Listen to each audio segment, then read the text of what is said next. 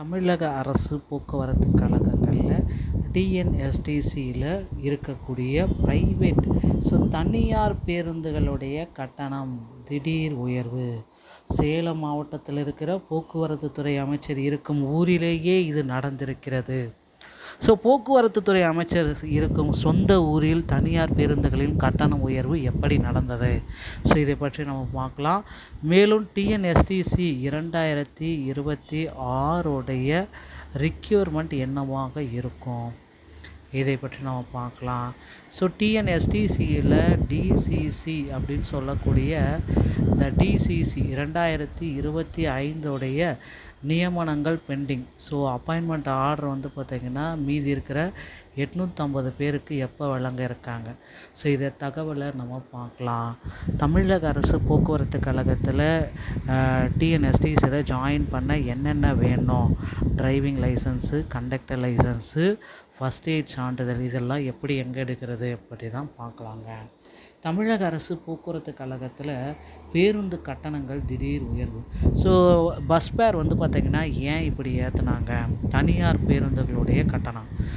TNSTC பேருந்து நிலையத்தில் நிற்கக்கூடிய தனியார் பேருந்துகள் ப்ரைவேட் பஸ்ஸில் பார்த்திங்கன்னா கட்டணங்கள் 30 ரூபா இருக்கிறது, 35 ரூபாய், 40 ரூபா இருக்கிறது, 45 ரூபாய்.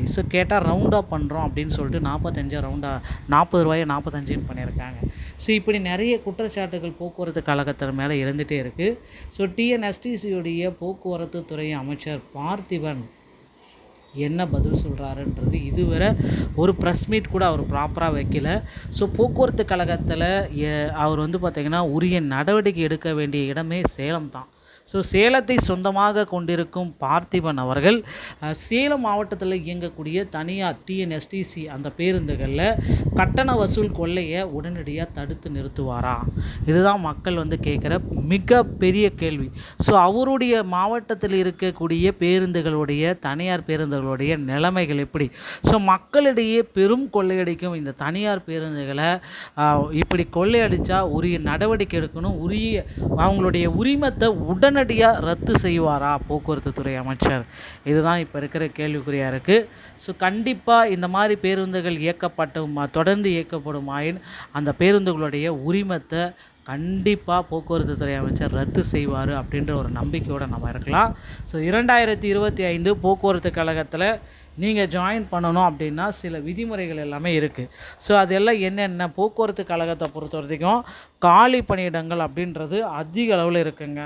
ஒவ்வொரு மாவட்டத்திலுமே பார்த்திங்கன்னா டிஎன்எஸ்டிசியில் அதிக அளவில் காலி பணியிடங்கள் நிலவிட்டு தான் இருக்குது. கிட்டத்தட்ட 20,000 காலி பணியிடங்கள் வரைக்கும் இருக்குது. இப்போதைய நிலவரப்படி ஒவ்வொரு மாவட்ட வாரியாக நம்ம கணிப்பு எடுக்கிறப்ப சில மாவட்டங்களில் பார்த்திங்கன்னா இன்னும் பழைய டிசிசியுடைய நியமனங்களே இன்னும் ப்ராப்பராக போடாமல் இருக்காங்க.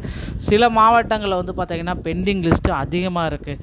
இப்படி எல்லாமே நம்ம கால்குலேட் பண்ணி பார்க்குறப்போ போக்குவரத்து கழகத்தில் எப்போ புதிய அப்பாயின்மெண்ட் அறிவிப்பு வரும் அப்படின்றது கேள்விக்குறியாக இருக்குது.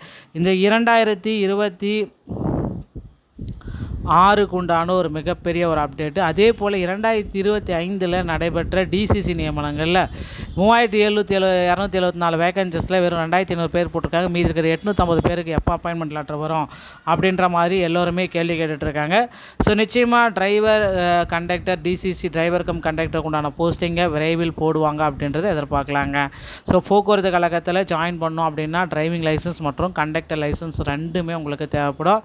டிரைவிங் லைசன்ஸ் பார்த்திங்கன்னா ஆர்டிஓ அலுவலகத்தின் மூலமாக எடுக்கலாம். கண்டக்டர் லைசன்ஸ் எடுக்கணும் அப்படின்னா உடனடியாக நீங்கள் தமிழ்நாடு திறன் மேம்பாட்டு கழகத்தின் மூலமாக ஃபஸ்ட் எய்ட் சான்றிதழை வாங்கி அதை கொண்டு வந்து ஆர்டிஓ கிட்ட காமிச்சா மட்டும்தான் கண்டக்டர் லைசன்ஸுக்கு உண்டான ப்ராசஸே நடக்கும் அப்படின்றத தெரிஞ்சுக்கோங்க.